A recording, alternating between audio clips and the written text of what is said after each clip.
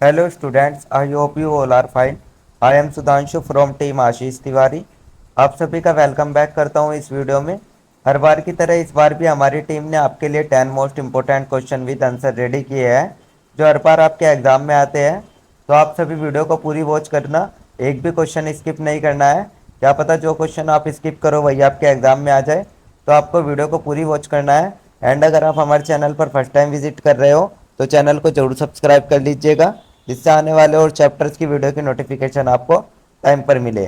और अगर किसी स्टूडेंट को नोट्स या पीडीएफ चाहिए तो मैं आपको डिस्क्रिप्शन में एक नंबर दे दूंगा। डिस्क्रिप्शन में दिए हुए नंबर पर आप कॉन्टैक्ट कर लीजिएगा, आपको नोट्स या पीडीएफ मिल जाएंगे। नोट्स प्राइस आपका 30 रुपीज़ रहने वाला है, जो कि आपका एक बहुत ही मामूली सा प्राइस है। कोई भी व्यू कर सकता है, स्टडी के लिए आप इतना तो इन्वेस्ट कर ही सकते हो। अदरवाइज अगर आपको नोट्स नहीं लेना है तो आप वीडियो लेक्चर देख सकते हैं, वीडियो लेक्चर आपके फ्री होते हैं। तो आज की वीडियो में मैं आपको इमोशनल इंटेलिजेंस के 10 ऐसे मोस्ट इंपॉर्टेंट क्वेश्चन आंसर बताने वाला हूं जो आपके एग्जाम में आने वाले हैं। ये सिंगल वीडियो ही आपके एग्जाम के पर्पज से बहुत होती है। अगर आप ये सिंगल वीडियो ही देख लेते हो तो इसमें से ही आपके एग्जाम में सभी क्वेश्चंस मिल जाएंगे, सभी आंसर मिल जाएंगे, क्योंकि इसमें ही आपके सभी टॉपिक्स कंप्लीट सब्जेक्ट कवर हो गया है। तो चलिए अब हम आपका क्वेश्चन नंबर 1 स्टार्ट कर लेते हैं। तो क्वेश्चन नंबर 1 में हम आपका भावनात्मक रूप से बुद्धिमान होने के लिए व्यक्तिगत और सामाजिक दक्षताओं के संयोजन की आवश्यकता होती है। गोलमैन के भावनात्मक बुद्धिमत्ता के मॉडल के आधार पर व्याख्या करेंगे। साथ ही व्यक्तिगत क्षमता का वर्णन करेंगे। किसी की ताकत और विकास के क्षेत्रों को जानना व्यक्तिगत क्षमता को कैसे बढ़ा सकता है। तो ये आपका क्वेश्चन नंबर फर्स्ट हो गया, जिसके आंसर में हम आपका सबसे पहले एक छोटा सा परिचय लिखेंगे। परिचय में हम सबसे पहले भावनात्मक बुद्धिमत्ता के बारे में ही लिखेंगे, इमोशनल इंटेलिजेंस के बारे में ही लिखेंगे। तो इमोशनल इंटेलिजेंस आपके एक प्रकार का व्यवहार है, जो आप दूसरों के साथ भावनात्मक जो भी आपका व्यवहार है वो आप कैसे समझते हो और उसे किस प्रकार से नियंत्रित करते हो, उसको ही हम आपका भावनात्मक बुद्धिमत्ता इमोशनल इंटेलिजेंस कहते हैं। इमोशनल इंटेलिजेंस के लेकर डैनियल गोलमैन ने अपना एक प्रकार का सिद्धांत दिया है, एक मॉडल दिया है, जिसमें उन्होंने कहा कि जो आपको इमोशनल इंटेलिजेंस होती है वो आपकी दो भागों में बढ़ती है। एक आपकी व्यक्तिगत क्षमता पर्सनल कॉम्पिटेंस और दूसरा आपका सामाजिक क्षमता सोशल कॉम्पिटेंस। और जो ये दोनों ही आपके मॉडल है, ये दोनों ही भाग जो है इनको संतुलित करना है, व्यक्ति को एक भावनात्मक रूप से बुद्धिमान बनाता है। अब हम आपका गोलमैन के भावनात्मक बुद्धिमत्ता मॉडल के अनुसार व्याख्या देख लेते हैं। तो ये तो हमने आपका एक छोटा सा परिचय देख लिया। अब हम आपका गोलमैन के भावनात्मक बुद्धिमत्ता मॉडल के अनुसार व्याख्या देख लेते हैं। जो आपका गोलमैन का मॉडल है वो भावनात्मक बुद्धिमत्ता को दो भागों में बांटता है। एक आपका व्यक्तिगत दक्षता, दूसरा आपका सामाजिक दक्षता।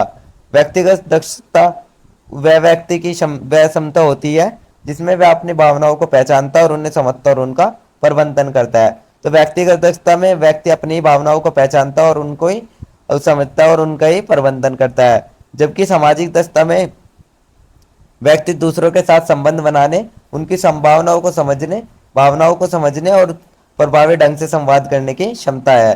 तो सामाजिक दक्षता में आप दूसरों के साथ संबंध भी बनाते हैं, दूसरों के साथ की भावनाओं को भी समझते हैं, और व्यक्तिगत दक्षता में आप केवल अपनी भावनाओं को समझते हैं। तो इसलिए इन दोनों का संतुलन बना रहना बहुत ही जरूरी है, जो कि आपके जीवन में सफलता दिखाता है, बल्कि उसे एक अच्छा साथी, नेता और नागरिक भी बनाता है।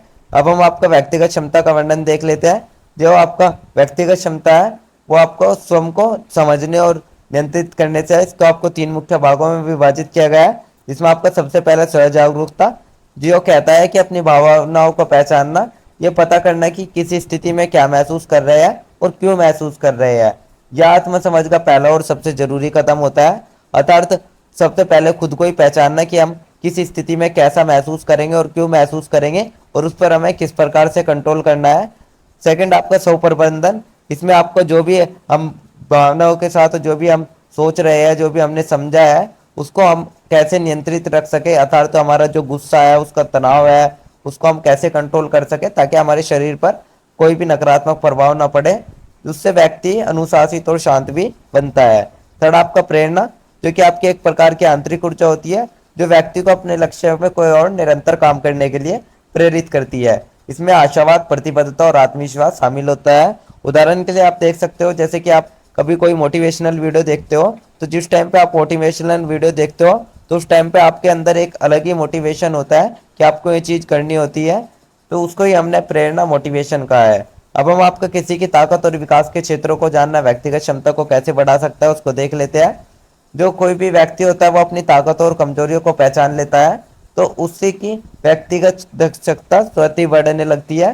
तो चलिए इसको हम सरल भाषा में समझते हैं, जिसमें सबसे पहले आत्मचिंतन बढ़ता है।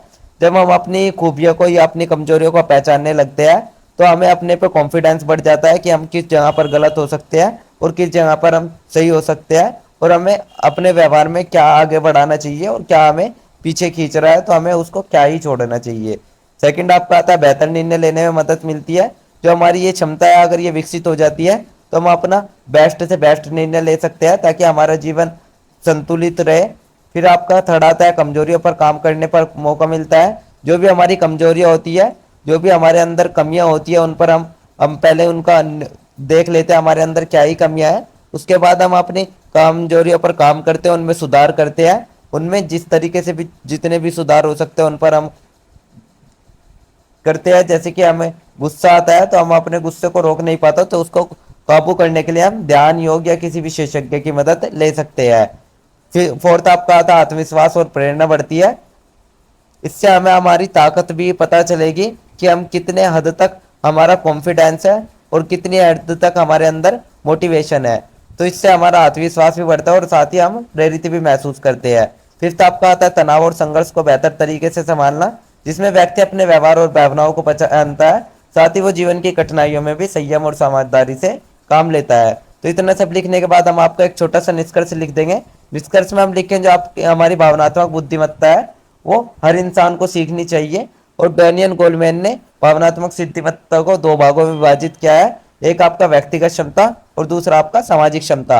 व्यक्तिगत क्षमता में खुद को ही भावनाओं को समझा जाता है और जो आपके सामाजिक क्षमता होता है उसमें आपके दूसरों की भावनाओं को भी समझा जाता है। तो इसी प्रकार से आप एक छोटा सा निष्कर्ष लिख लें। निष्कर्ष लिखने के बाद आपका आंसर नंबर 1 कंप्लीट हो जाएगा। देन हम आपका क्वेश्चन नंबर 2 देख लेते हैं। क्वेश्चन नंबर 2 में हम आपका भावनात्मक बुद्धिमत्ता को विकसित करने और बढ़ाने के लिए विभिन्न रणनीतियों पर चर्चा करेंगे। साथ ही क्या भावनात्मक बुद्धिमत्ता विकसित की जा सकती है, बताइए कि किन्हीं दो ईआई कौशल को कैसे विकसित किया जा सकता है। तो इसके आंसर में भी हम सबसे पहले एक छोटा सा परिचय लिख लेंगे। परिचय में हम आपका यही लिखेंगे जो हमारी भावनात्मक बुद्धिमत्ता है वो क्या है। तो भावनात्मक बुद्धिमत्ता हमें यह बताती है कि कोई व्यक्ति खुद की और दूसरों की भावनाओं को कितनी अच्छी तरह समझ रहा है और उन्हें संभाल पा रहा है, उन पर काबू कर पा रहा है। जो आपकी बुद्धिमत्ता है ये आज के समय में पढ़ाई, नौकरी, रिश्तों, जीवन के हर पहलू में सफलता पाने के लिए जरूरी हो गई है। जो आपके भावनात्मक बुद्धिमत्ता है वो जन्मजाति नहीं होती है, बल्कि जो आपकी भावनात्मक बुद्धिमत्ता है वो खुद ही सीखी और विकसित की जाती है। इसके लिए हमें सही अभ्यास, आत्मचिंतन और नियमित प्रयास की आवश्यकता होती है। तो इसी प्रकार से आप एक छोटा सा परिचय लिख लेंगे। फिर हम आपका लिखेंगे क्या भावनात्मक बुद्धिमत्ता विकसित की जा सकती है। तो ये बात बिल्कुल सही है, हम अपनी भावनात्मक बुद्धिमत्ता को विकसित कर सकते हैं। अपने अंदर एक ऐसा कौशल ला सकते हैं जिससे कि हम अपनी फीलिंग्स पे भी कंट्रोल कर सके और दूसरे की भावनाओं को भी समझ सके और अपने अंदर जो भी कमियां उनको सुधार सके, और साथ ही हमारी जो भावनात्मक बुद्धिमत्ता है वो समझ और व्यवहार में उसमें सुधार आता चला जाएगा। ये आपको कुछ लोगों के लिए स्वाभाविक रूप से अधिक हो सकता है, लेकिन कुछ लोग के लिए निरंतर अभ्यास और जागरूकता से इसे सीखा और मजबूत बनाया जा सकता है। तो अब हम आपका भावनात्मक बुद्धि को विकसित करने और बढ़ाने की रणनीतियां देख लेते हैं, जिसमें आपका सबसे पहला आत्म जागरूकता आता है। आत्म जागरूकता बढ़ाए तो हमें रोजाना ये सोचना चाहिए कि हम अपना कैसा महसूस कर रहे हैं और ऐसा महसूस क्यों कर रहे हैं। हमें डायरी लिखनी चाहिए जो कि एक अच्छी आदत होती है। उसमें हमें अपनी जो भी हमारे कष्ट चल रहे हैं जीवन में, जो भी हमारी घटनाएं चल रही है, उसको हमें डायरी के माध्यम से व्यक्त करना चाहिए, किसी दूसरे को न बताकर। साथ ही अपने विचारों और भावनाओं को हम समझे, जिससे हमारा आत्म जागरूकता भी बढ़ेगी। सेकंड आपका आता है भावना और नियंत्रण करना सीखना। जो हमारी भावनाएं होती है, जो भी हमारी फीलिंग्स होती है, उन पर हमें कंट्रोल करना लेने आना चाहिए। जैसे कि इसमें आप गहरी सांस ले, किसी भी निर्णय से पहले थोड़ा रुके और सोचे। ध्यान और योग भावनाएं भी ये सभी भावनाओं पर नियंत्रित करने पे हमारी महत्वपूर्ण भूमिका निभाती है। थर्ड आपका प्रतिक्रिया के बजाय उत्तर देना। जब कोई आपकी तनावपूर्ण स्थिति होती है तो उसे तुरंत प्रतिक्रिया न दें, बल्कि शांत रहकर सोचे समझे, जो भी सही निर्णय निकलता है उसको ही फिर आप वो निर्णय लें। फोर्थ आपका सहानुभूति विकसित करें। दूसरों की बातों को ध्यान से सुने और ये भी समझे कि वह हमें कैसा महसूस कराना चाह रहा है और उससे हमें कैसा महसूस होगा, जिससे कि हमारे रिश्ते मजबूत भी होते हैं। फिफ्थ आपका सकारात्मक सोच बनाए रखना। हमें पॉजिटिव अप्रोच रखनी है, जो भी हमारी सोच है उसको हमें अच्छी रखनी है जी, क्योंकि हम जैसा सोचते हैं अधिकतर हमारे साथ वैसा ही होता है। तो हमें ज़्यादा से ज़्यादा सोचना है कि हम अच्छा ही सोचें। सिक्स्थ आपका आता है रचनात्मक प्रक्रिया। जब कोई भी आपकी बुराई करता है तो हमें उससे सीखने के अवसर मिलते हैं कि उसने हमारी इस बेस पे बुराई किया है, तो हमें इस बेस पर ही अपने आप में सुधार करना चाहिए। तो इसी प्रकार से ये आपके रचनात्मक प्रतिक्रिया भी होगा। अब हम आपके दो इमोशनल इंटेलिजेंस कौशल जिन्हें विकसित किया जा सकता है। एक आपका स्व जागरूकता होता है, इसको कैसे विकसित किया जाता है उसको देख लेते हैं। हर दिन कम से कम 10 मिनट खुद से बात करें, मैंने आज क्या अच्छा किया, मैं कहाँ गलत था। साथ ही अपने व्यवहार को समझने के लिए जर्नलिंग करें। थर्ड आपका किसी विश्वसनीय व्यक्ति से फीडबैक ले और उस पर सोचें। साथ ही ध्यान और माइंडफुलनेस का अभ्यास करें ताकि आप अपने विचार और भावनाओं को समझ सके। तो इतना सब करेंगे तो आपकी सब जागरूकता बढ़ जाएगी। सेकंड आपका आता है वो सहानुभूति आती है। तो सहानुभूति को देख लेते हैं हम इसको कैसे विकसित कर सकते हैं। जब कोई हमें कुछ बता रहा होता है तो हम उन्हें बीच में न टोके, उनकी पहले पूरी बात सुने, बाद में ही उनके शब्दों से जो उनके चेहरे और भावनाएं उनको समझे और साथ ही सोचे कि अपनी जगह होते तो वे कैसा महसूस करते। दूसरों के नजरिए को अपना बनाना सीखे, जिससे कि आपका ज्यादा समझदार और संवेदनशील बन सके। तो इतना सब लिखने के बाद आप एक छोटा सा निष्कर्ष लिख देंगे। निष्कर्ष में आप लिखें जो आपकी भावनात्मक बुद्धिमत्ता है वो आपका एक स्वाभाविक योग्यता तो है ही, साथ ही वो आपका सीखने और विकसित करने योग्य कौशल भी है। गोलमैन कहता है कि आइए कौशल को और जिसमें आपका सहजागरूकता और सहानुभूति दिए कि आपका नियमित अभ्यास और जागरूकता से इनको मजबूत किया जा सकता है। जब भी हम भावनात्मक रूप से बुद्धिमान बनते हैं तो हम न केवल अपने जीवन में बेहतर निर्णय लेते हैं बल्कि समाज से भी अच्छे रिश्ते बनाए रख पाते हैं। तो इसी प्रकार से आप एक छोटा सा निष्कर्ष लिख लें। निष्कर्ष लिखने के बाद आपका आंसर नंबर 2 कंप्लीट हो जाएगा। देन हम आपका क्वेश्चन नंबर 3 देख लेते हैं। क्वेश्चन नंबर 3 में हम आपका भावनात्मक बुद्धिमत्ता को परिभाषित करेंगे, साथ ही भावनात्मक बुद्धिमत्ता के किन्हीं दो मॉडलों का वर्णन करेंगे। तो इसके उत्तर में हम सबसे पहले एक छोटा सा परिचय लिख लेंगे। परिचय में हम आपका वही लिखेंगे, हम भावनात्मक बुद्धिमत्ता के बारे में परिचय में बता देंगे। तो जो भी हम दूसरों के फीलिंग को जितनी भी अच्छी तरीके से समझते हैं या अपने खुद की फीलिंग पर कुछ भी नियंत्रण रखते हैं तो उसको ही हम आपका भावनात्मक बुद्धिमत्ता कहते हैं, जिसमें कि हमें यह पता किया जाता है कि कोई व्यक्ति अपनी भावनाओं को कितनी अच्छी तरह समझ रहा है और उसे नियंत्रित कर रहा है, साथ ही दूसरी की भावनाओं के प्रति वो कितना संवेदनशील है।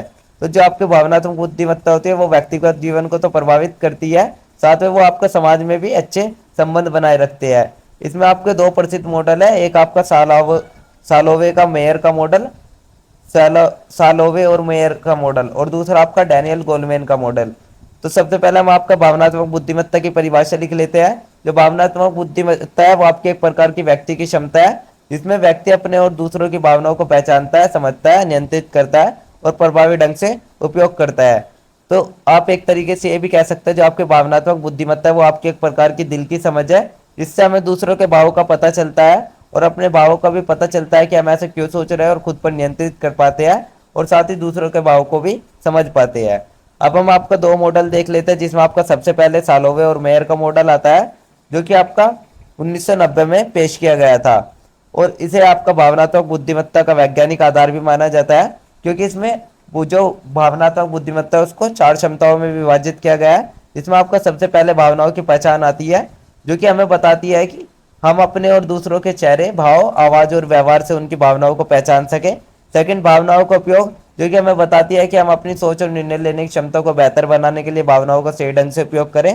थर्ड, आपका भावनाओं की समझ, जिसमें हमें यह पता चलता है कि कोई भावना क्यों पैदा हुई है और वह भविष्य में कैसे बदल सकती है। फोर्थ, आपका भावनाओं का प्रबंधन आता है जो कि आपका बहुत ही महत्वपूर्ण हिस्सा होता है। इसमें व्यक्ति अपनी भावनाओं को नियंत्रित करता है और दूसरे की भावनाओं को भी सकारात्मक रूप से संभालता है। तो इतना सब करनी है जो मॉडल है, ये मॉडल हमें बताता है कि भावनात्मक बुद्धिमत्ता किसी एक भावना तक सीमित नहीं रहती है, बल्कि वो आपकी मानसिक प्रक्रिया है जो कि आपकी लगातार बदलती रहती है। दूसरा जो आपका मॉडल आता है वो आपका डैनियल गोलमैन का मॉडल आता है जो कि आपका 1995 में आपकी एक प्रसिद्ध किताब थी इमोशनल इंटेलिजेंस नाम की, उसमें ये आपका डैनियल गोलमैन ने प्रतिपादित किया था। उन्होंने कहा था कि जो आपकी भावनात्मक बुद्धिमत्ता है उसको 5 भागों में बांटा जा सकता है, जिसमें आपका सबसे पहले स्वजागरूकता आता है जो कि अपनी भावनाओं को पहचानना और यह समझना है कि वह हमारे विचारों और व्यवहार को कैसे प्रभावित करती है। सेकंड, स्व प्रबंधन आता है जिसमें अपनी भावनाओं पर नियंत्रण रखना और तनाव या क्रोध जैसे भावुक से सही तरीके से निपटना आता है। थर्ड, आपका मोटिवेशन, कि अपने ही लक्ष्य को प्राप्त करने के लिए अपने अंदर एक उत्सुकता, एक जागरूकता होनी चाहिए फोर्थ आपका सहानुभूति, दूसरों की भावनाओं के प्रति हमें समझना चाहिए, दूसरों की फीलिंग्स को भी समझना चाहिए। फिफ्थ आपका सामाजिक कौशल, जिससे कि हम अच्छे संबंध बनाना, प्रभावी संवाद करना, टीम वर्क करना और दूसरों को प्रेरित करना कर सकता है। जो आपका गोलमैन का मॉडल है, ये कामकाजी जीवन और नेतृत्व के क्षेत्र में प्रभावशाली होता है। तो इसी प्रकार से हम आपके दोनों प्रकार के मॉडल देख लिए। अब हम आपका एक छोटा सा निष्कर्ष देख लेते हैं। निष्कर्ष में हम देख लेते हैं, जो आपका भावनात्मक बुद्धिमत्ता है वो आपका एक प्रकार की क्षमता है जिसमें व्यक्ति ये पता करता है कि वो कैसा सोच रहा है, क्या सोच रहा है और उस पर कैसे किस प्रकार नियंत्रित कर रहा है। साथ ही दूसरों के बारे में वो क्या सोचता है और दूसरों की भावनाओं को कितना समझता है, उसको एक भावनात्मक बुद्धिमत्ता कहा गया है। भावनात्मक बुद्धिमत्ता के दो मॉडल दिए गए हैं, एक आपका सालावर और मेयर का मॉडल जो कि आपका वैज्ञानिक रूप से होता है, और जो अब दूसरा आपका मॉडल है वो आपका गोलमैन का मॉडल है, जिसे आप व्यवहारिक और व्यावसायिक दृष्टिकोण से समझते हैं। तो जो आपके दोनों ही मॉडल हैं आपके भावनात्मक बुद्धिमत्ता के हर पहलू को सकारात्मक रूप से प्रभावित करते हैं, चाहे वह आपका कोई रिश्ता हो, चाहे करियर हो या कोई भी मानसिक स्थिति हो। तो इतना सब लिखने के बाद आपका आंसर नंबर 3 कंप्लीट हो जाएगा। देन हम आपका क्वेश्चन नंबर 4 देख लेते हैं। क्वेश्चन नंबर 4 में हम आपका भावनात्मक बुद्धिमत्ता के संदर्भ में सामाजिक जागरूकता को परिभाषित करेंगे, साथ ही इसके दूसरों के दृष्टिकोण को समझने में क्या संबंध है। तो इसके आंसर में हम आपका सबसे पहले एक छोटा सा परिचय लिख लेंगे। परिचय में हम आपका लिखेंगे, जो आपके भावनात्मक बुद्धिमत्ता है उसका मतलब सिर्फ अपनी भावनाओं को समझना और समझना ही नहीं होता है, बल्कि दूसरे की भावना और उनके व्यवहार को समझना भी इसमें शामिल होता है। साथ ही जो आपका जब हम दूसरों की भावनाओं को समझने लगते हैं और हम एक बेहतर इंसान, बेहतर मित्र, बेहतर भाई, बेहतर परिवार बन जाते हैं, तो उसको ही हम आपका सामाजिक जागरूकता कहते हैं। सामाजिक जागरूकता भी आपका महत्वपूर्ण होता है भावनात्मक बुद्धिमत्ता में, जिससे हमें यह पता चलता है कि सामने वाला व्यक्ति क्या सोच रहा है, क्या महसूस कर रहा है और उसे किस तरह मदद या प्रतिक्रिया की जरूरत है। तो इतना सब लिखने के बाद आपका एक छोटा सा परिचय कंप्लीट हो जाएगा। देन हम आपका सामाजिक जागरूकता की परिभाषा देख लेते हैं। तो जो आपकी सामाजिक जागरूकता है वो दूसरों की भावनाओं, जरूरत और दृष्टिकोण को समझने के, महसूस करने की क्षमता है। इसमें हम सहानुभूति, संवेदनशीलता और आसपास की सामाजिक स्थितियों के प्रति जागरूक रहना शामिल होता है, और इससे हमें यह भी पता चलता है कि कोई व्यक्ति अपने व्यवहार के पीछे किन कारणों से ऐसा हो रहा है और हमें उसके साथ किस तरह से व्यवहार करना चाहिए। तो ये आपके सामाजिक जागरूकता की परिभाषा हो गई। हम आपका सामाजिक जागरूकता और दूसरों के दृष्टिकोण को समझने का संबंध देख लेते हैं, जो कि आपका बहुत ही गहराई से जुड़े हुए हैं, जिसमें आपका सबसे पहले आता है सहानुभूति की नींव। जब हम आपका सामाजिक रूप से जागरूक हो जाते हैं तो हमें यह भी महसूस होने लगता है कि सामने वाला व्यक्ति क्या सोच रहा है या कैसा महसूस करेगा। इन सभी की क्षमता को ही हम सहानुभूति कहते हैं, जो कि हमें दूसरों के दृष्टिकोण को समझने में महत्वपूर्ण भूमिका निभाते हैं। सेकंड आपका अच्छे रिश्ते बनाने में मदद। जब हम आपके किसी नजरिए को समझते हैं तो उनके साथ बातचीत और व्यवहार में भी सहजता आती है, इससे आपकी गलतफहमियां दूर होती है और रिश्ते मजबूत होते हैं। थर्ड आपका विविधता को स्वीकार करना। सामाजिक जागरूकता से हमें भी पता चलता है कि हर व्यक्ति की सोच, भावना और अनुभव अलग अलग होता है, इससे हमें दूसरों के विचारों का सम्मान करना भी सीखने को मिलता है। फोर्थ आपका टीम वर्क और सहयोग में अंतर। जो कार्यस्थलीय समूह होते हैं उनमें सामाजिक रूप से जागरूक व्यक्ति बेहतर टीम सदस्य साबित करता है, क्योंकि वह सभी की भावनाओं और जरूरतों को समझकर काम करता है। फिफ्थ आपका सही और समय पर प्रतिक्रिया देना, जिसमें हम दूसरों की स्थिति और नजरियों को समझते हैं, साथ ही हम बिना हाथ के सोच समझकर प्रतिक्रिया दे पाते हैं।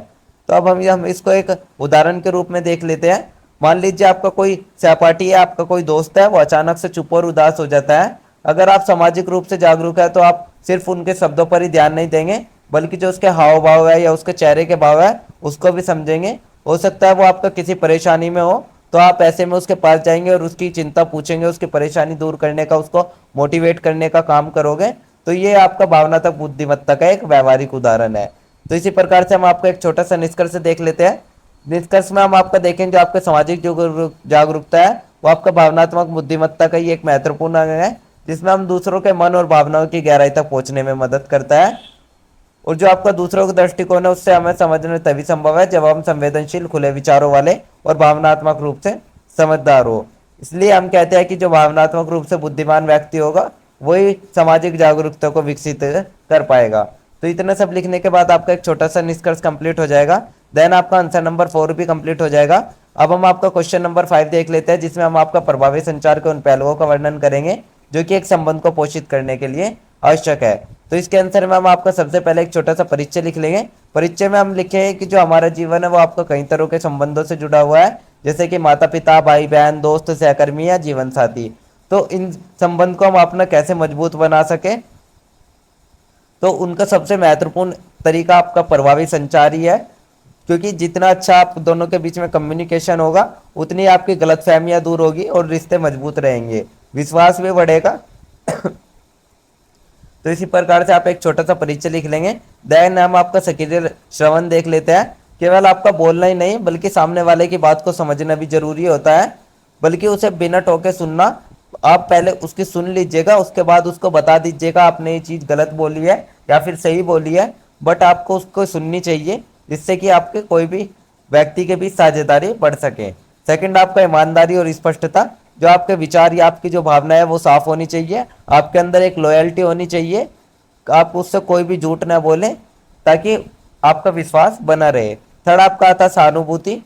हमें दूसरों की भावनाओं को भी समझना चाहिए, हमेशा अपना ही नहीं सोचना चाहिए, साथ ही दूसरों का भी सोचना चाहिए, उनके स्थिति को भी समझना चाहिए, जिससे कि हमारे शब्द और व्यवहार में भी संवेदनशीलता होनी चाहिए। फोर्थ आपका गैर मौखिक संचार आता है, जो कि हाव भाव, आंखों का संपर्क, चेहरे के भाव या शरीर की भाषा भी हमारे संचार का हिस्सा होते हैं। यह अक्सर ज्यादा से ज्यादा असर डालते हैं। फिफ्थ आपका सम्मान और धैर्य होता है। एक अच्छे संबंध में सम्मान, रिस्पेक्ट भी बहुत जरूरी होती है और पेशेंट भी बहुत जरूरी होता है। तो हम जितने ही आपको सामने वाले को सम्मान देंगे, सामने वाला हमें उतना ही सम्मान देगा, तो इससे आपके रिश्ते भी मजबूत होंगे। सिक्स्थ आपका प्रतिक्रिया देना। बिना आलोचना की आप कोई भी सकारात्मक या सहयोगी तरीके से प्रतिक्रिया दे रहे हैं तो उससे भी आपका रिश्ते में विश्वास बना रहता है, साथ ही आपके रिश्ते मजबूत बने रहते हैं। सेवंथ आपका समय पर संवाद। कई बार हम कुछ गलती कर देते हैं तो उसको सोल्व करने के बजाय उस गलतियों को टालने लगते हैं, तो हमको ऐसा नहीं करना है। हमको टाइम से ही वे बात को कंप्लीट कर लेना है और थोड़ा टाइम देना भी चाहिए बात करने के लिए। अगर आपका कोई जीवन साथी है तो आप उसको टाइम नहीं दोगे तो उसके अंदर यही फीलिंग आएगी कि इसके लिए मैं फालतू इंसान हूँ, तो इसलिए आपको थोड़ा टाइम भी देना चाहिए, समय पर संवाद होना भी जरूरी है। तो इतना इतना सब लिखने के बाद आप एक छोटा सा निष्कर्ष लिख लेंगे। निष्कर्ष में आप लिखें जो आपका प्रभावी संचार है वो किसी भी रिश्ते को मजबूत रखने की एक नींव है, जिसमें न केवल गलतफहमियों को दूर किया जाता है बल्कि आपसी समझ, विश्वास और सहयोग को भी बढ़ावा मिलता है। इसलिए जो हमारे संबंध है उनको मजबूत बनाना चाहते हैं तो हमें संचार की कला को सीखना और अपनाना पड़ेगा। तो इसी प्रकार से आप एक छोटा सा निष्कर्ष लिख लेंगे। जो निष्कर्ष लिखने के बाद आपका आंसर नंबर 5 कंप्लीट हो जाएगा। देन हम आपका क्वेश्चन नंबर 6 देख लेते हैं। क्वेश्चन नंबर 6 में हम आपका स्व प्रबंधन की किन्हीं दो तकनीकों को उदाहरण सहित स्पष्ट करेंगे, साथ ही चिंता और अवसाद को प्रबंधित करने के लिए विभिन्न संनियमन रणनीतियों पर गणना करेंगे। तो इसके आंसर में हम आपका सबसे पहले एक छोटा सा परिचय देख लेते हैं। परिचय में हम आपका देखेंगे कि हमारे जीवन में कई बार ऐसी परिस्थिति आ जाती है कि हमें अपने क्रोध, चिंता, निराशा, अन्य भावनाओं को नियंत्रित करने की आवश्यकता होती है। जब कोई व्यक्ति अपनी भावनाओं और व्यवहारों को समझदारी से नियंत्रित करता है तो उसे ये हम आपका स्व प्रबंधन, सेल्फ मैनेजमेंट कहते हैं। यह आपका ईआई का एक महत्वपूर्ण मुख्य भाग है। जो आपका स्व प्रबंधन है दो तकनीकों के उदाहरणों से समझेंगे। इसमें हम आपका एक आपका चिंता और अवसाद को भी, साथ में मानसिक भाव को कैसे विनियमन रणनीतियों से संभाला जा सकता है उसको भी देखेंगे।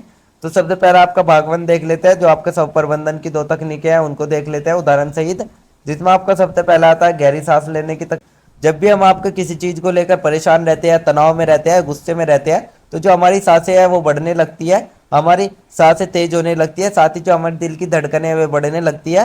तो ऐसे समय में हम आपको गहरी सांस लेनी है। गहरी सांस लेने से हमारा जो मानसिक रूप से हमें शांति मिलेगी और हमारी सांसें भी धीमी होगी तो हमारे दिमाग को शांति मिलेगी।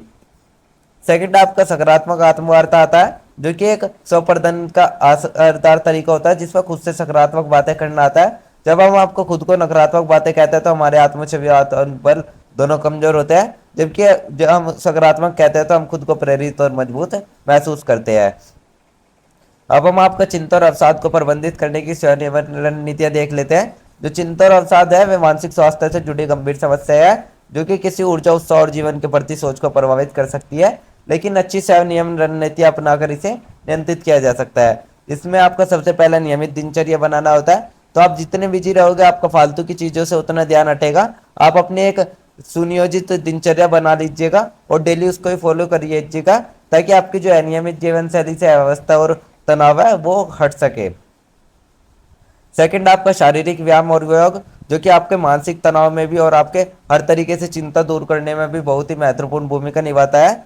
आपको प्रतिदिन 30 मिनट व्यायाम करना चाहिए। थर्ड आपका भावनाओं को लिखना, जो अपने मन की बातें होते हुए डायरी में लिख के तो दूसरों को ना बताए बल्कि अपनी डायरी में लिख ले, ताकि आपके आत्म अभिव्यक्ति का तरीका भी अच्छा हो और इससे आपके मन की उलझने भी कम होगी और स्वयं को समझना भी आसान होगा।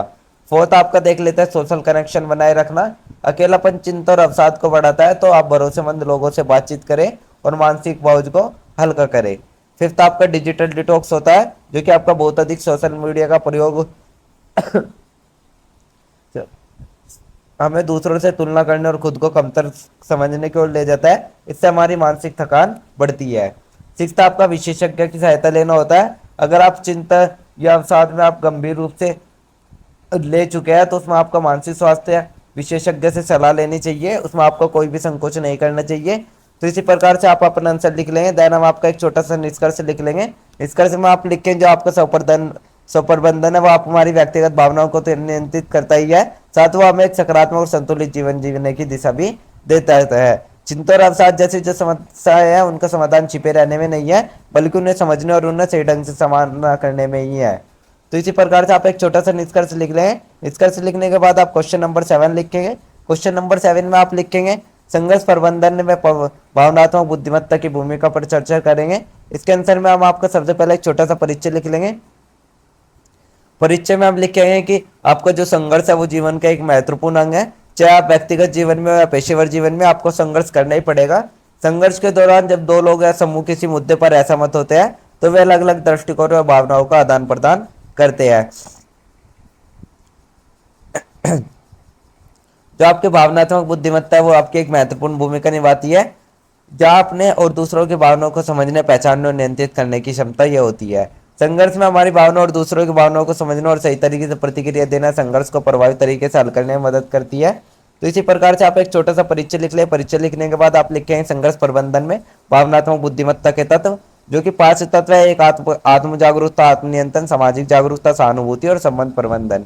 तो इन तत्वों के बारे में बात कर लेते हैं, जिसमें आपका सबसे पहला आत्म जागरूकता आता है। संघर्ष के दौरान जरूरी है कि हम अपनी भावनाओं को पहचाने और समझें, ताकि हमें पता चल सके हम गुस्से में है या दुखी है, तो हम अपनी प्रतिक्रिया को नियंत्रित कर सके। इसके उदाहरण में आप देख सकते हैं, अगर आप दो सहपाठी दो दोस्त है तो आप असहमत होते हैं, तो आप एक सहकर्मी आत्म जागरूक होता है और अपनी भावनाओं को पहचानता है, तो वह गुस्से में आकर तर्क नहीं करेगा बल्कि शांतिपूर्ण तरीके से समस्या का समाधान ढूंढेगा। सेकंड आपका आत्मनियंत्रण आता है। संघर्ष के दौरान भावनाओं को नियंत्रित करना है, जो कि बहुत ही महत्वपूर्ण अंग है। जब हम गुस्से में होते हैं तो हमें बिना सोचे समझे प्रतिक्रिया नहीं देनी चाहिए, बल्कि आपको शांत होने के बाद उसका निर्णय लेना चाहिए। थर्ड आपका सामाजिक जागरूकता, जिसमें हम अपने बारे में नहीं केवल दूसरों के बारे में भी सोचे, दूसरों की भावनाओं को भी समझें, और साथ ही सामाजिक जागरूकता हमें दूसरों के विचार भावनाओं को समझने में भी मदद करती है। फोर्थ आपका सहानुभूति आती है, जिसमें हम सामाजिक जागरूकता का एक महत्वपूर्ण अंग होता है ये। इसमें भी हम सामने वाले व्यक्ति के दृष्टिकोण को समझते हैं और उसकी भावनाओं को महसूस करते हैं। जब हम आपको सहानुभूति दिखाते हैं तो हम उनकी स्थिति को समझते हैं, जिससे उनके साथ रिश्ते मजबूत होते हैं और संघर्ष को हल करना आसान होता है। तो ये आपका फोर्थ 4 तत्व हो गए। एक आपका आता है संबंध प्रबंधन, जो कि आपका संघर्ष में सबसे महत्वपूर्ण तत्व है, और ये आपका संघर्ष के समय दोनों पक्षों के साथ अच्छे रिश्ते बनाए रखना और बातचीत के माध्यम से समाधान ढूंढना है, जिसमें कि समस्याओं के समाधान के लिए प्रभावी तरीके से संवाद करने की क्षमता देता है। तो ये हमने आपके 5 के 5 तत्व देख लिया। अब हम आपका संघर्ष प्रबंधन में भावनात्मक बुद्धिमत्ता के लाभ देख लेते हैं, जिसमें आपका सबसे पहला तेज समाधान आता है। जब आप अपनी भावना और दूसरों की भावनाओं को समझते हैं तो हम संघर्ष को जल्दी और प्रभावी तरीके से हल कर सकते हैं। सेकंड आपका रिश्तों में सुधार होता है। संघर्ष को सही तरीके से प्रबंधित करने से रिश्तों में और अधिक विश्वास और समझ पैदा होती है, जिससे कि आपकी समझ मजबूत होती है। थर्ड आपका टीम वर्क और सहयोग होता है। टीम के सदस्य जब भावनात्मक बुद्धिमत्ता का उपयोग करते हैं तो वे अपने मतभेदों को बेहतर तरीके से हल करते हैं, जिससे कि टीम का प्रदर्शन भी बेहतर होता है। फोर्थ आपका नौकरी में सफलता, जब लोग संघर्ष करते हैं तो वे संघर्ष प्रबंधन में सक्षम होते हैं, वे अधिक जिम्मेदारी संभाल सकते हैं और साथ ही कार्यस्थल में सकारात्मक माहौल भी बनाए रख सकते हैं। तो इतना सब लिखने के बाद हम आपको एक छोटा सा निष्कर्ष लिख लेंगे। निष्कर्ष में हम आपका लिखेंगे जो आपका संघर्ष प्रबंधन है वो भावनात्मक बुद्धिमत्ता की भूमिका में महत्वपूर्ण भूमिका निभाता है। साथ ही जब हम अपनी भावनाएं और दूसरों की भावनाओं को पहचानते हैं और नियंत्रित करने में सक्षम होते हैं तो हम अपने संघर्षों का त्वरित समाधान कर सकते हैं, बल्कि रिश्तों को भी मजबूत बना सकते हैं। तो इसी प्रकार से आप एक छोटा सा निष्कर्ष लिख लेंगे। निष्कर्ष लिखने के बाद आपका आंसर नंबर 7 भी कंप्लीट हो जाएगा। देन हम आपका क्वेश्चन नंबर 8 देख लेते हैं। क्वेश्चन नंबर 8 में हम आपका भावनात्मक बुद्धिमत्ता को बेहतर बनाने में सहानुभूति के महत्व पर चर्चा करेंगे। साथ ही किसी की सहानुभूति बढ़ाने के लिए कुछ विशिष्ट तकनीकें प्रदान करेंगे। तो चलिए अब हम आपका आंसर नंबर 8 कंप्लीट कर लेते हैं, जिसमें हम सबसे पहले इसके आंसर में हम आपका भावनात्मक बुद्धिमत्ता और सहानुभूति के बारे में लिखेंगे। भावनात्मक बुद्धिमत्ता में हम दूसरों की भावनाओं को समझते हैं और उन्हें सही तरीके से नियंत्रित करते हैं, साथ ही अपनी भावनाओं को भी समझते हैं और उन्हें भी नियंत्रित करते हैं। और जो आपका सहानुभूति है, सहानुभूति में हम किसी दूसरे के व्यक्ति की भावनाओं के विचारों और दृष्टिकोण को समझने और महसूस करने की क्षमता रखते हैं, जिसमें हम दूसरों के दर्द, खुशी और अनुभव की गहराई से समझने में मदद करते हैं। तो भावनात्मक बुद्धिमत्ता और सहानुभूति का आपका एक ये खास महत्व है।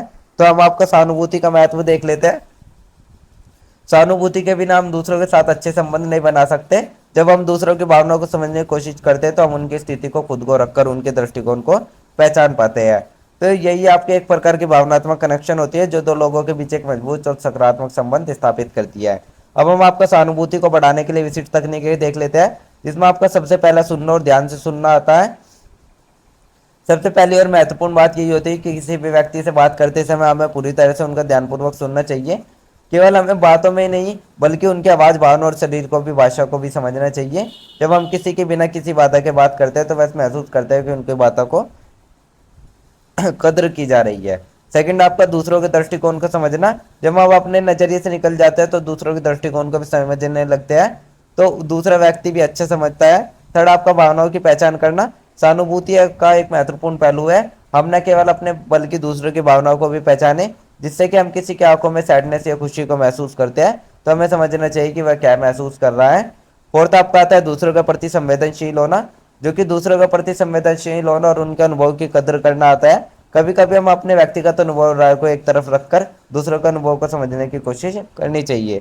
फिफ्थ, आपका सकारात्मक शारीरिक भाषा का उपयोग, जिसमें हम आपके आंखों में आंखें डालकर बात करना या हल्के से मुस्कुराकर बात करिए या शरीर से कोई भी इशारे करना, जो कि आपकी सकारात्मक शारीरिक भाषा का उपयोग कहलाता है।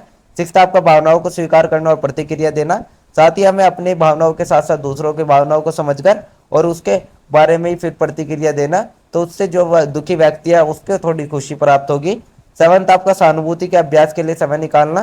जो आपकी सहानुभूति है उसको आपका लगातार प्रयास और परिश्रम से उसको बढ़ाया जा सकता है, जो कि हमें खुद के दूसरों के भावनात्मक अनुभव के बारे में सोचने का समय देना चाहिए और अपनी प्रतिक्रियाओं को बेहतर बनाने के लिए काम करना चाहिए। तो इतना सब लिखने के बाद आप एक छोटा सा निष्कर्ष लिख दें। निष्कर्ष में आप लिखें जो आपकी सहानुभूति है वो भावनात्मक बुद्धिमत्ता तो बढ़ाती है, साथ वो व्यक्तिगत और पेशेवर संबंधों को भी बढ़ाती है। और जो ये दोनों प्रकार के दृष्टिकोण है, इनसे हमें एक दूसरे के दर्द को महसूस करने और उनके साथ बेहतर तरीके से जुड़ने में मदद मिलती है। साथ ही अगर हम इन तरीकों को नहीं अपनाएंगे अपनी रोजमर्रा की जिंदगी में, तो हम न केवल अपनी भावनात्मक बुद्धिमत्ता को बेहतर बना सकेंगे बल्कि अपने समाज को भी अधिक सहायक और सहानुभूति बना सकेंगे। तो इसी प्रकार से आप एक छोटा सा निष्कर्ष लिख लेंगे, देन आपका आंसर नंबर 8 भी कंप्लीट हो जाएगा। अब हम आपका क्वेश्चन नंबर 9 देख लेते हैं। क्वेश्चन नंबर 9 में हम आपका आत्म जागरूकता और आत्म प्रबंधन भावनाओं को प्रभावी ढंग से प्रबंधित करने में कैसे मदद करते हैं उसको देखेंगे। तो इसके अंदर में हम आपका सबसे पहले देखें आत्म जागरूकता और आत्म प्रबंधन भावनाओं को प्रभावी ढंग से प्रबंधित करने में कैसे मदद करता है। तो भावनाओं को समझना और उन्हें सही तरीके से प्रबंधित करना किसी भी व्यक्ति के मानसिक और भावनात्मक स्वास्थ्य के लिए बेहद महत्वपूर्ण है। इस दिशा में हमको आत्म जागरूकता और आत्म प्रबंधन की भूमिका महत्वपूर्ण हो जाती है, क्योंकि ये दोनों ही हमारे भावनात्मक बुद्धिमत्ता के महत्वपूर्ण पहलू है, जो कि हमें अपनी भावनाओं को समझने, नियंत्रित करने और सकारात्मक रूप से व्यक्त करने में मदद करते हैं। अब हम आपका आत्म जागरूकता क्या है उसको देख लेते हैं। तो आत्म जागरूकता अपनी भावनाओं, विचारों, व्यवहार को समझना और पहचानना है। आत्म जागरूकता में हम अपनी ताकतों और कमजोरियों को पहचानते हैं और साथ ही अपने कार्यों के परिणाम को समझते हैं। आत्म जागरूकता में जब हम गुस्से, चिंता, खुशी या किसी अन्य भावनाओं से अभिभूत होते हैं तो हमें इससे पहचानने और इसके सामना करने के तरीके की भी समझ होती है। अब हम आपका आत्म प्रबंधन क्या है उसको देख लेते हैं। तो आत्म प्रबंधन अपनी भावनाओं और व्यवहारों को नियंत्रित करना होता है, जिसमें कि हम अपनी भावनाओं को दबाने या अनदेखा करने के बजाय उन्हें सही तरीके से प्रकट करते हैं, ताकि हमारे दिमाग को शांति मिली रहे और हम अच्छे निर्णय ले सके। अब हम आपका आत्म जागरूकता और आत्म प्रबंधन कैसे भावनाओं को प्रबंधित करने में मदद करते हैं उनको देख लेते हैं। जिसमें आपका सबसे पहला आता है भावनाओं की पहचान और समझ, जो कि हमें बताती है कि आत्म जागरूकता कि हम किस भावनाओं का अनुभव कर रहे हैं और हम पहचान पाते हैं कि हम गुस्से में हैं या चिंतित है। सेकंड, आपका भावनाओं को सही तरीके से व्यक्त करना, जिसमें आत्म जागरूकता हमें बताती है कि हमें अपनी भावनाओं को दबाना नहीं चाहिए बल्कि उन्हें समय समय से और सही तरीके से व्यक्त करना चाहिए। थर्ड, आपका तनाव को नियंत्रित करना, अगर हमें किसी चीज़ को लेकर तनाव है तो हमें वो तनाव खत्म करना चाहिए, हमें बिल्कुल भी तनाव में नहीं रहना चाहिए। फोर्थ, आपका सकारात्मक विचारों को बढ़ावा देना, जिसमें आत्म जागरूकता के साथ अपनी सोच को नियंत्रित कर सकते हैं और नकारात्मक विचार को पहचान सकते हैं। साथ ही हमें हमेशा पॉजिटिव सोचना चाहिए। फिफ्थ आपका आता है समय के साथ बदलाव लाना। आत्म जागरूकता और आत्म प्रबंधन हमें बताता है कि हम धीरे धीरे अपने व्यवहार और भावनाओं में सुधार कैसे कर सकते हैं। तो इतना सब लिखने के बाद आप एक छोटा सा निष्कर्ष लिख दें। निष्कर्ष में आप लिखे आत्म जागरूकता और आत्म प्रबंधन दोनों ही हमारी भावनाओं को प्रभावी ढंग से प्रभावित करने में महत्वपूर्ण भूमिका निभाती है। आत्म जागरूकता में भावनाओं को पहचानने और समझने में मदद करती है, और जो आत्म प्रबंधन है वो हमें उन्हें नियंत्रित करने और सही तरीके से व्यक्त करने में सक्षम बनाती है। तो इसी प्रकार से आप एक छोटा सा निष्कर्ष लिख लेंगे, देन आपका आंसर नंबर 9 भी कंप्लीट हो जाएगा। अब हम आपका क्वेश्चन नंबर 10 देख लेते हैं, जिसमें हम आपको कुछ शब्दों पर टिप्पणी लिखेंगे। जिसमें आपका सबसे पहला था भावनात्मक बुद्धिमत्ता का महत्व, सेकंड आपका भावनात्मक बुद्धिमत्ता का व्यापन, थर्ड आपका भावनात्मक बुद्धिमत्ता का सामाजिक क्षमता पहलू, और फोर्थ आपका ईआई और संचार कौशल। तो सबसे पहले हम आपका भावनात्मक बुद्धिमत्ता का महत्व देख लेते हैं। इसमें आपका सबसे पहला आता है सकारात्मक रिश्ते बनाना। अगर हमारे अंदर भावनात्मक बुद्धिमत्ता होती है तो हमारे रिश्तों में सुधार होता है और हम आप एक अच्छे प्रकार के रिश्ते बना सकते हैं। सेकंड आपका स्मार्ट निर्णय लेना, जो भी सबसे अच्छा और उचित निर्णय होगा उसको हम आपका जल्दबाजी में भी नहीं ले सकते हैं, तो उसके लिए हमें आपका थोड़ा हमारे अंदर इमोशनल इंटेलिजेंस होना चाहिए। थर्ड आपका आत्म संयम और आत्म मूल्यांकन, इससे हमें यह भी पता चलता है कि हम किस हद तक सही है और अपने आप का मूल्यांकन कर सकते हैं कि हमने कहाँ पे गलती की है, हमें कहाँ पे सुधार की आवश्यकता है और कहाँ पे हमें अपने आप पर ध्यान देना चाहिए। फोर्थ आपका तनाव प्रबंधन, जो कि भावनात्मक बुद्धिमत्ता हमें तनावपूर्ण परिस्थितियों में शांत रहने की क्षमता देता है और हम अपनी भावनाओं को सही तरीके से प्रबंधित कर सकते हैं। अब हम आपका भावनात्मक बुद्धिमत्ता का मापन देख लेते हैं, जिसमें आपका सबसे पहले ईक्यू टेस्ट होता है, जो कि आपका भावनात्मक बुद्धिमत्ता मापन कर लिए के लिए सबसे आम तरीका ईक्यू टेस्ट ही होता है। इसमें व्यक्ति से उनके भावनात्मक निर्णय, उनकी भावनाओं को समझने और अन्य लोगों के साथ इंटरेक्शन के बारे में सवाल पूछे जाते हैं, और जहाँ पे इन सवाल का उद्देश्य होता है वो किसी व्यक्ति की अपनी भावनाओं को कितने अच्छी तरह से पहचानता और नियंत्रित करता है उसको देखना होता है। सेकंड आपका 360 डिग्री फीडबैक, जो कि व्यक्ति के चारों ओर से फीडबैक लिया जाता है, जैसे कि उसके दोस्त, उसके घर वाले, उसके सबसे ही प्रतिक्रिया ली जाती है और देखा जाता है कि वो दूसरों के बारे में कितना समझता है। थर्ड आपका आत्ममूल्यांकन और साक्षात्कार, जो कि हमें आत्ममूल्यांकन और साक्षात्कार भी इसका एक महत्वपूर्ण तरीका होता है, जिसमें व्यक्ति को अपनी भावनात्मक स्थिति, उनकी प्रतिक्रिया और उनके विभिन्न कार्यों का विश्लेषण करने के लिए कहा जाता है। फोर्थ आपका व्यवहार आधारित परीक्षण, जिसमें जो परीक्षण होता है वो व्यक्ति के व्यवहार पर आधारित होता है। अब हम आपका भावनात्मक बुद्धि का सामाजिक क्षमता पहलू देख लेते हैं, जिसमें आपका सबसे पहले सहानुभूति आता है। सहानुभूति का मतलब यही होता है कि हम दूसरों के प्रति दूसरों की भावनाओं को समझें और साथ ही उनकी खुशी, उनके दुख में शामिल हो। सेकंड आपका समाज में प्रभावी संवाद, अगर हम आपका संवाद की प्रक्रिया सही रखेंगे तो हमारे रिश्ते भी मजबूत होंगे और जो हमारे आपसी संबंध है उनको भी मजबूती प्रदान होगी।